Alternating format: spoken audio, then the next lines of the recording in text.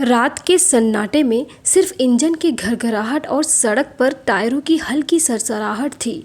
राहुल और सुधा एक दूसरे में खोए हुए अपनी मंजिल की ओर बढ़ रहे थे। उनकी जिंदगी एक खुली किताब की तरह थी, जिसमें हर पन्ना खुशियों और सुकून से भरा था। प्यार, पैसा और उज्जवल भविष्य, उनके पास वो सब कुछ था जिसकी कोई कल्पना कर सकता है।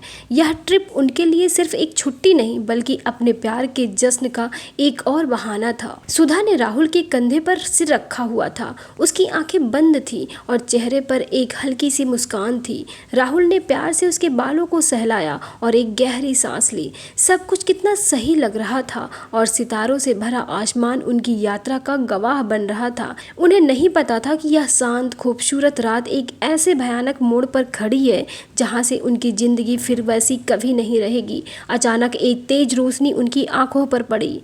राहुल ने स्टीयरिंग संभाला, लेकिन पलक झपकते ही सब कुछ बदल गया। एक चीख, एक भयानक टक्कर की आवाज और फिर सन्नाटा। केवल टूटे हुए कांच ही दिख रहे थे और कुछ डरावनी आवाजें गूंज रही थी। जब राहुल को होश आया तो उसने देखा कि कार सड़क के किनारे बुरी तरह से पलटी हुई थी। उसका दिल जोर से धड़क रहा था। सुधा, सुधा, तुम कहाँ हो? उसने जोर से उसका नाम पुकारा, लेकिन कोई जवाब नहीं आया। जैसे तैसे कार से वह बाहर निकला। अंधेरे में उसने टटोलना शुरू किया। उसका हाथ एक ठंडी दर्दनाक चीज से टकराया। यह सुधा थी। वह वही जमीन पर दर्द से कराह रही थी।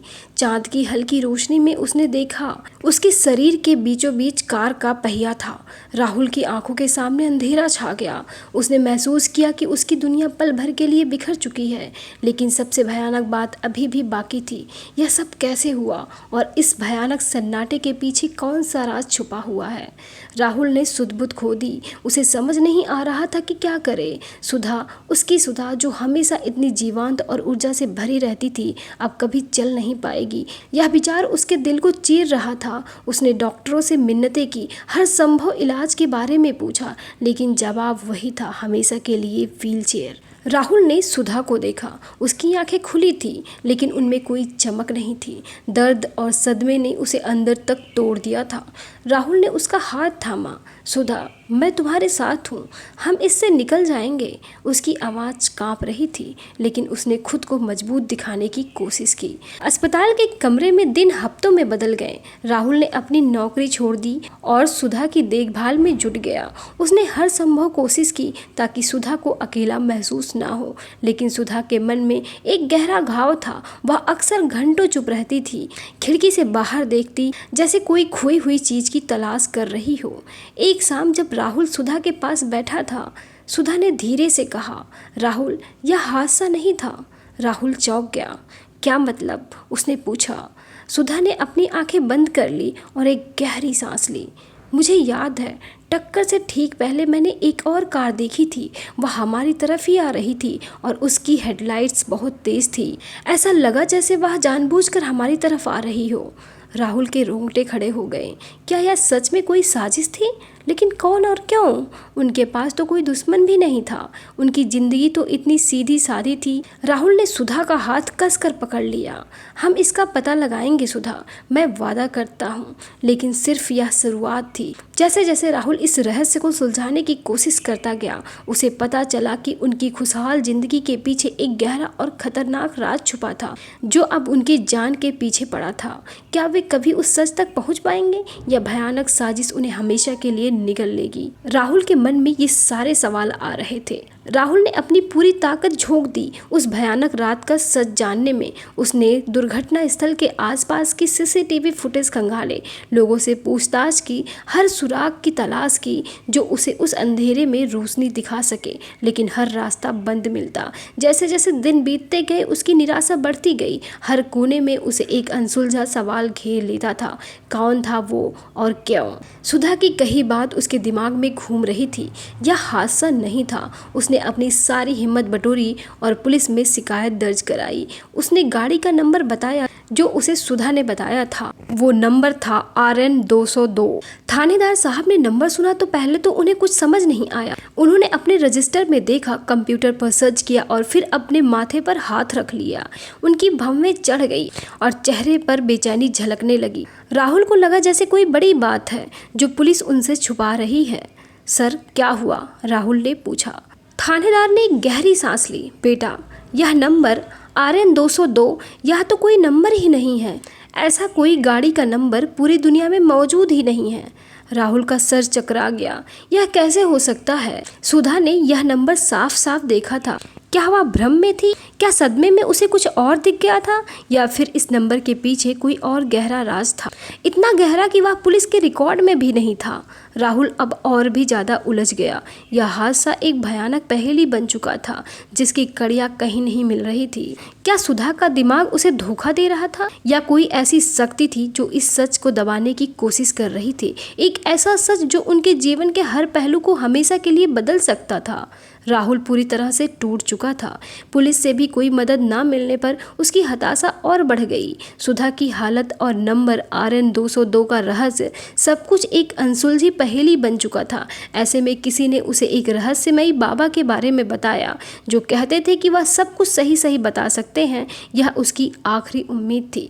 बिना देर किए राहुल उस बाबा के पास पहुंचा। एक घने जंगल के किनारे एक छोटे से आश्रम में बाबा एक शांत मुद्रा में बैठे थे। उनके चेहरे पर अजीब सी गंभीरता थी। राहुल ने अपनी सारी कहानी सुनाई, सुधा के हादसे से लेकर RN 202 नंबर तक सब कुछ। बाबा ने बिना पलक झपकाए उसकी बातें सुनी। जब राहुल चुप हुआ तो बाबा ने अपनी आंखें खोली और गहरी आवाज में कहा, बेटा, तुमने जो गलती की है वह अब जाग चुकी है, वह तुम्हारे पीछे पड़ी है। राहुल का दिल एक पल के लिए रुक गया। गलती? कौन सी गलती? उसके दिमाग में एक भंवर सा उठ गया। उसने अपनी जिंदगी को खंगाला, हर उस पल को याद करने की कोशिश की जहां उससे कोई भूल हुई हो, और फिर एक चेहरा उसकी आंखों के सामने कौंध गया। एक बीता हुआ पल, एक छुपा हुआ राज जिसे उसने बरसों पहले दफना दिया था। वह पल था जब वह अपनी पढ़ाई के लिए शहर आया था। पैसों की कमी और एक ज़रूरत का पल, एक ऐसी घटना जिसमें उसने अनजाने में या शायद जानबूझकर किसी और की जिंदगी को दांव पर लगा दिया था। एक ऐसा फैसला जिसने उसे रातों की नींद हराम कर दी थी, लेकिन जिसे उसने समय के साथ भुलाने की कोशिश की थी। क्या वह वही गलती थी? क्या उसका अतीत एक भयानक साए की तरह अब उसके वर्तमान को निगलने आ गया था? और सुधा, क्या वह उसकी गलती की कीमत चुका रही थी? राहुल को अब समझ आने लगा कि यह सिर्फ एक हादसा नहीं बल्कि उसके भूतकाल का प्रतिशोध था। लेकिन वह गलती क्या थी और उसका सुधा के साथ क्या संबंध था? यह जानने के लिए राहुल को अपने सबसे डरावने राज का सामना करना पड़ा।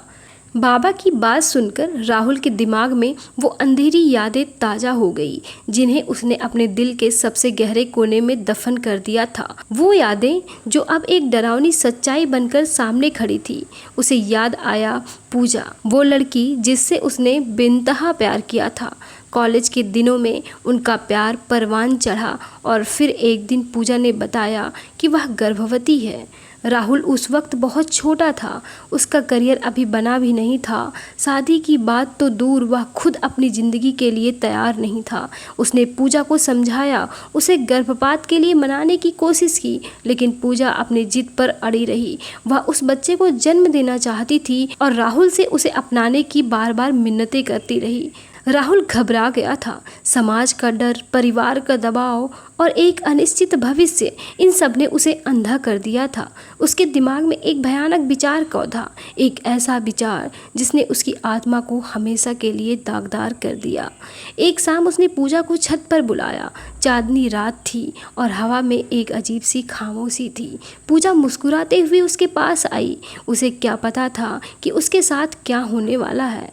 राहुल ने उसे प्यार से अपने पास बिठाया और फिर एक पल की भी देरी किए बिना उसने उसे छत से धक्का दे दिया। पूजा की चीख हवा में घुल गई और फिर सन्नाटा पसर गया। राहुल ने तुरंत नीचे जाकर नाटक किया कि वह गिर गई है और उसने सबको बताया कि पूजा अचानक छत से गिर गई। सबने उसकी बात पर यकीन कर लिया और उस घटना को एक दर्दनाक हादसा मान लिया गया। राहुल ने अपने ऊपर लगे खून के छींटे धो डाले और उस राज को अपने अंदर ही दफन कर दिया था। लेकिन आज बाबा की बातों ने उसे एहसास कराया कि उस रात उसने सिर्फ एक जान नहीं ली थी, बल्कि उसने अपने कर्मों के बीज बो दिए थे, जो अब एक भयानक वृक्ष बनकर उसके सामने खड़े थे।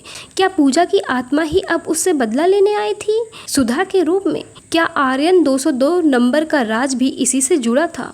राहुल को लगा कि वह ऐसे भंवर में फंस गया है जहां से निकलना नामुमकिन था। क्या वह कभी अपने गुनाहों का प्रायश्चित कर पाएगा, या दर्द उसे हमेशा के लिए निगल जाएगा? यह सब सोच के वह डर गया था। पूजा की हत्या के बाद वह उस शहर से दूर चला गया था। उसने अपनी पढ़ाई पूरी की, कड़ी मेहनत की और आखिरकार एक सफल इंसान बन गया। उसने सुधा से शादी कर ली और उसे लगा कि उसने अपने अतीत को हमेशा के लिए पीछे छोड़ दिया है। उसका जीवन खुशहाल था, उसके पास सब कुछ था, पैसा, प्यार और एक सुंदर पत्नी। उसे लगा था कि उसने अपने पापों को धो डाला है, लेकिन बाबा ने उसकी आंखों पर पड़ी पट्टी को हटा दी थी। राहुल ने बाबा से गिड़गिड़ाते हुए पूछा, बाबा कोई रास्ता है, कोई उपाय जिससे मैं इस सब से बाहर निकल सकूं? मैं सुधा को ऐसे नहीं देख सकता। बाबा ने अपनी आंखें बंद की और धीरे से सिर हिलाया। उनकी आवाज़ में दर्द था। बेटा, अब कोई रास्ता नहीं है। तुमने एक नहीं बल्कि 2 जानें ली है। राहुल को एक और झटका लगा। 2 जानें? दूसरी जान कौन सी बाबा? उसने कांपते हुए पूछा। बाबा ने बताया, जो बच्चा पूजा के गर्भ में था वह भी एक जान थी। तुमने उसे भी मार डाला। तुम्हारे कर्मों का फल अब सामने है। तुम अपने पापों से भाग नहीं सकते हो। तुम्हारे पास अब सिर्फ एक ही रास्ता है, अपने कर्मों पर पछतावा करना। तुम्हें अपनी बाकी की जिंदगी बिना बच्चे और एक विकलांग पत्नी के साथ गुजारनी होगी। यही तुम्हारे गुनाहों की सजा है। राहुल की आंखों के सामने अंधेरा छा गया। उसे लगा जैसे जमीन उसके पैरों तले से खिसक गई हो। उसका खुशहाल जीवन एक पल में नरक में बदल गया था।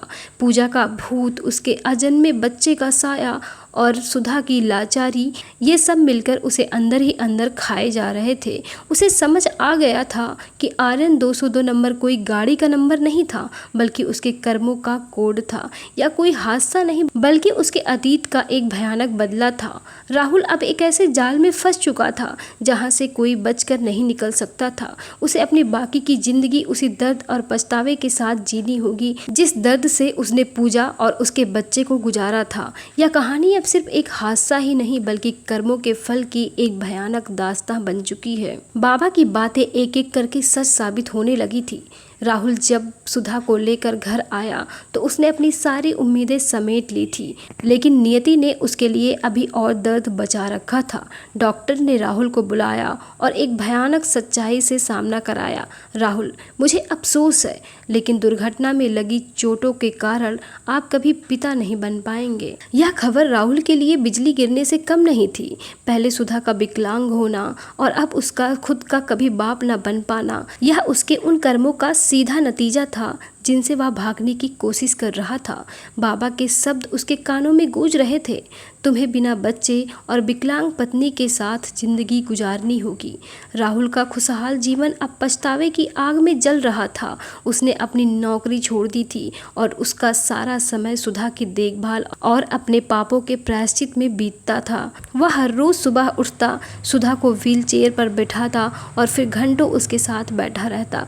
उसकी आंखों में उस दर्द को महसूस करता जिसे उसने खुद दिया था। उनके घर में अब कोई खुशी नहीं थी, सिर्फ एक गहरा सन्नाटा और राहुल के दिल में अंतहीन दर्द।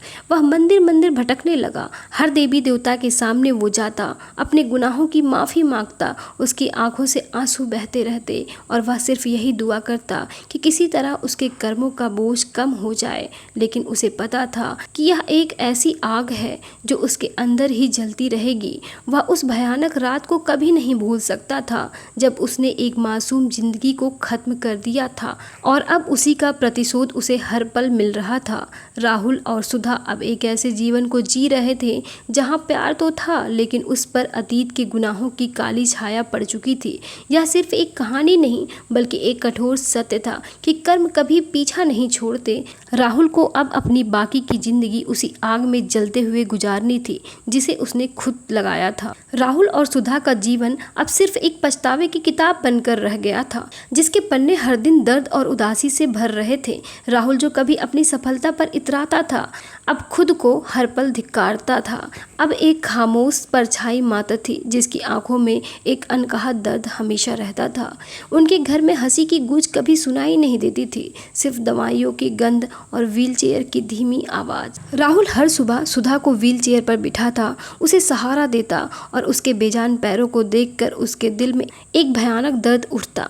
उसे याद आता वो दिन जब पूजा भी ऐसे ही बेबस पड़ी थी और राहुल ने उस पर कोई रहम नहीं दिखाया था। अब उसे अपने ही कर्मों का हिसाब देना पड़ रहा था। एक सर्द रात थी, बाहर तेज बारिश हो रही थी और बिजली कड़क रही थी। सुधा को तेज बुखार था और उसका शरीर कांप रहा था। राहुल रात भर उसके पास बैठा रहा, उसे दिलासा देता रहा, लेकिन उसे पता था कि यह दिलासा सिर्फ बाहर ही था। अंदर ही अंदर सुधा भी उस दर्द को झेल रही थी जो राहुल ने उसे दिया था। सुबह हुई लेकिन कमरे में खामोशी थी।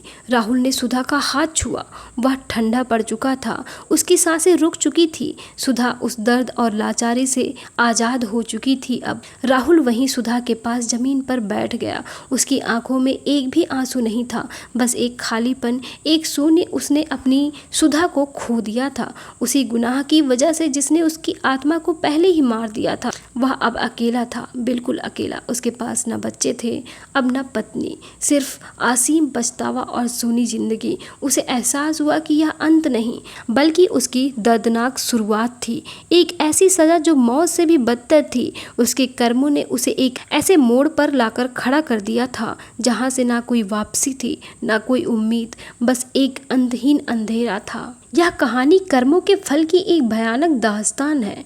कहानी हमें दिखाती है कि कैसे लालच, स्वार्थ और डर में आकर एक मासूम जीवन को समाप्त करने का निर्णय अंततः उसे एक अंतहीन दुख और पछतावे की ओर धकेल देता है। राहुल ने पूजा और उसके अजन्मे बच्चे की जान लेकर अपने लिए एक ऐसी सजा तय कर ली थी जिससे कोई बच नहीं सकता था। उसकी शुरुआती सफलता और खुशहाल शादी बस एक भ्रम था, एक अस्थायी पर्दा जिसने उसके भयानक अतीत को कुछ समय के लिए छिपा रखा था।